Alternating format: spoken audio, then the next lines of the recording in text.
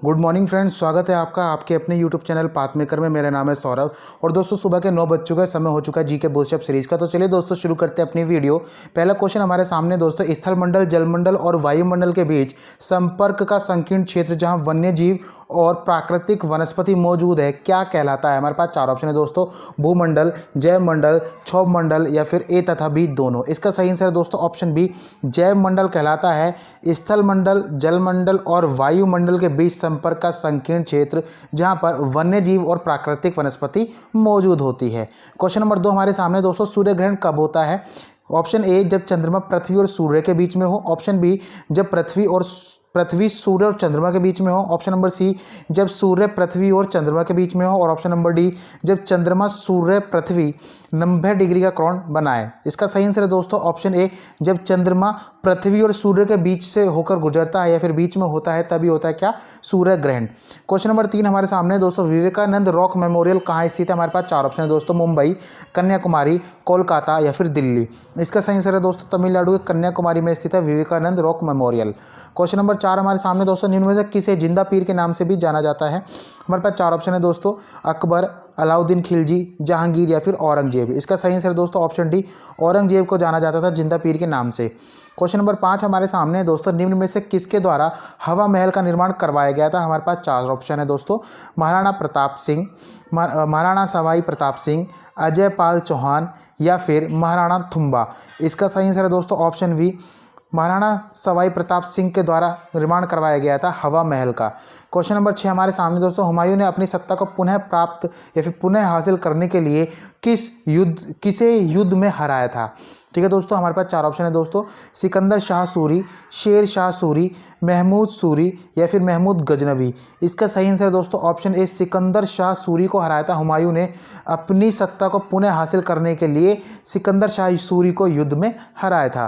Question number 7 हमारे सामने दोस्तों, संविधान के पहले संविधान संशोधन अधिनियम 1951 के तहत कौन सी अनुसूची को संविधान में जोड़ा गया था? हमारे पास चार ऑप्शन है दोस्तों, 9वीं अनुसूची, 10वीं अनुसूची, 11वीं अनुसूची या फिर 12वीं अनुसूची। इसका सही आंसर है दोस्तों ऑप्शन ए, 9वीं अनुसूची, जिसमें कि भूमि सुधार संबंधी अधिनियम दिए गए हैं, उसको जोड़ा गया था संविधान के पहले संविधान संशोधन अधिनियम 1951 के तहत। क्वेश्चन नंबर 8 हमारे सामने दोस्तों, भारत के राष्ट्रपति पर महाभियोग की प्रक्रिया संविधान के किस अनुच्छेद में उल्लिखित है?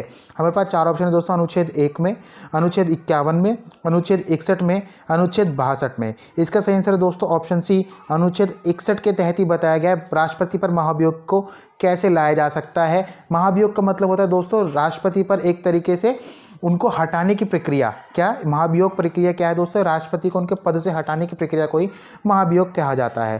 क्वेश्चन नंबर 9 हमारे सामने दोस्तों, भारतीय संविधान में किस अनुच्छेद के तहत मौलिक कर्तव्यों के बारे में बताया गया है? हमारे पास चार ऑप्शन है दोस्तों, अनुच्छेद 21, अनुच्छेद 21A, अनुच्छेद 51 या फिर अनुच्छेद 51A। इसका सही आंसर है दोस्तों ऑप्शन डी, अनुच्छेद 51A के तहत बताया गया दोस्तों मौलिक कर्तव्य को, फंडामेंटल ड्यूटीज़ के बारे में दोस्तों बताया गया है ऑप्शन डी, अनुच्छेद 51A में। क्वेश्चन नंबर 10 हमारे सामने दोस्तों, निम्नलिखित में से किसे संवैधानिक दर्जा प्राप्त नहीं है? हमारे पास चार ऑप्शन है दोस्तों, नीति आयोग, राष्ट्रीय विकास परिषद, वित्त आयोग या फिर चुनाव आयोग। इसका सही आंसर है दोस्तों ऑप्शन ए, नीति आयोग को संवैधानिक दर्जा प्राप्त नहीं है, मतलब कि नीति आयोग संवैधानिक निकाय नहीं है। इसको दोस्तों पहले योजना आयोग कहा जाता था, जिसकी स्थापना 15 मार्च 1950 में हुई थी और दोस्तों इसका नाम बदल करके 1950 सन 2015 में किया गया था। ठीक है, अब हम बात करते हैं दोस्तों अपने क्वेश्चन नंबर 11 की। क्वेश्चन नंबर 11 हमारे सामने दोस्तों, लोकसभा और राज्यसभा की संयुक्त बैठक को कौन आहूत मतलब होता है दोस्तों बुलाता है? कौन उसको बुलाता है? हमारे पास चार ऑप्शन दोस्तों, लोकसभा स्पीकर, राष्ट्रपति, प्रधानमंत्री या फिर लोकसभा उपाध्यक्ष। इसका सही आंसर है दोस्तों ऑप्शन बी, राष्ट्रपति जो है बुलाते हैं लोकसभा और राज्यसभा की संयुक्त बैठक को। और दोस्तों अगर हम बात करते हैं इसकी अध्यक्षता कौन करता है, मतलब कि लीडरशिप कौन करता है, तो वो कौन करता है दोस्तों? लोकसभा स्पीकर के द्वारा इसकी हियरिंग की जाती है। अब हम बात करते हैं क्वेश्चन नंबर 12 की, लिपुलेख दर्रा कहाँ स्थित है? हमारे पास चार ऑप्शन है दोस्तों, अरुणाचल प्रदेश, हिमाचल प्रदेश, सिक्किम या फिर उत्तराखंड। इसका सही आंसर है दोस्तों ऑप्शन डी, उत्तराखंड में स्थित है लिपुलेख दर्रा। क्वेश्चन नंबर 13 हमारे सामने दोस्तों, निम्न में से किसे मिस्टर क्लीन के नाम से जाना जाता था? मिस्टर क्लीन के नाम से किसे जाना जाता था? हमारे पास चार ऑप्शन है दोस्तों, महात्मा गांधी, खान अब्दुल गफ्फार खान, राजीव गांधी या फिर दादा भाई नौरोजी। इसका सही आंसर दोस्तों ऑप्शन सी, राजीव गांधी को जाना जाता था मिस्टर क्लीन के नाम से। क्वेश्चन नंबर 14 हमारे सामने दोस्तों, निम्न में से किसके द्वारा प्रोटॉन की खोज की गई थी? हमारे पास चार ऑप्शन है दोस्तों, J Thomson, James Chadwick, Rutherford या फिर ई गोल्डस्टीन। ये दोस्तों बहुत ज़्यादा कंफ्यूजिंग क्वेश्चन है आपके लिए होता है, क्योंकि आप किसी बुक में देखते हैं कि प्रोटॉन की खोज कहीं कहीं लिखा होता है रदरफोर्ड और कहीं कहीं लिखा होता है दोस्तों ई गोल्डस्टीन। तो आज हम आपको बताएंगे कि इसका एक्चुअल आंसर क्या है। देखिए दोस्तों, अगर हम बात करते हैं प्रोटॉन की खोज, तो ई गोल्डस्टीन ने 18th सेंचुरी में ही इसकी खोज की थी, लेकिन बाद में इसको आइडेंटिफाई किया था रदरफोर्ड के द्वारा न्यूक्लियर के ऊपर। ठीक है दोस्तों, तो हमारे पास जो आंसर आता है, आप कभी भी देखेंगे ऑप्शन में ये दोनों ऑप्शन तो प्रेजेंट नहीं मिलते आपको। अगर फर्ज कीजिए कभी आपकी किस्मत ऐसी हुई कि दोनों ही ऑप्शन आपके क्वेश्चन में दिख गए, तो आप उसका जो आंसर लगाएंगे दोस्तों वो रदरफोर्ड लगाएंगे, क्योंकि रदरफोर्ड ने क्या किया था दोस्तों, रदरफोर्ड ने उसको न्यूक्लियर के ऊपर मतलब 1917 में उसको प्रूव किया था। ठीक है दोस्तों, अब हम बात करते हैं क्वेश्चन नंबर 15 की। क्वेश्चन नंबर 15 है, कथकली निम्न में से किस राज्य की प्रमुख शास्त्रीय नृत्य शैली में से एक है। हमारे पास 4 ऑप्शन है दोस्तों, केरल, आंध्र प्रदेश, मणिपुर या फिर उड़ीसा। इसका सही आंसर है दोस्तों ऑप्शन ए, केरल की प्रमुख शास्त्रीय नृत्य शैली है कथकली। क्वेश्चन नंबर 16 है दोस्तों, यक्षगान लोक नृत्य के संबंध निम्न में से किस राज्य से। हमारे पास 4 ऑप्शन है दोस्तों, केरल, छत्तीसगढ़, कर्नाटक या फिर अरुणाचल प्रदेश। इसका सही आंसर है दोस्तों ऑप्शन सी, कर्नाटक से संबंधित है यक्षगान लोक नृत्य। क्वेश्चन नंबर 17 हमारे सामने दोस्तों, अकाल तख्त की स्थापना किसके द्वारा की गई थी। हमारे पास 4 ऑप्शन है दोस्तों, गुरु नानक, गुरु गोविंद सिंह, गुरु अंगद या फिर गुरु हरगोविंद सिंह। इसका सही आंसर है दोस्तों ऑप्शन डी, गुरु हरगोविंद के द्वारा ही की गई थी अकाल तख्त की स्थापना। अब हम बात करते हैं क्वेश्चन नंबर 18, शिव समुद्रम जलप्रपात किस नदी पर बना हुआ है। हमारे पास 4 ऑप्शन है दोस्तों, शरावती नदी, स्वर्णरेखा नदी, कावेरी नदी या फिर नर्मदा नदी। इसका सही आंसर है दोस्तों ऑप्शन सी, कावेरी नदी पर बना हुआ है शिव समुद्रम जलप्रपात। और दोस्तों ये कहाँ पर है, कर्नाटक में। ठीक है, अब हम बात करते हैं क्वेश्चन नंबर 19, जो कि हमारे करंट अफेयर का क्वेश्चन है दोस्तों।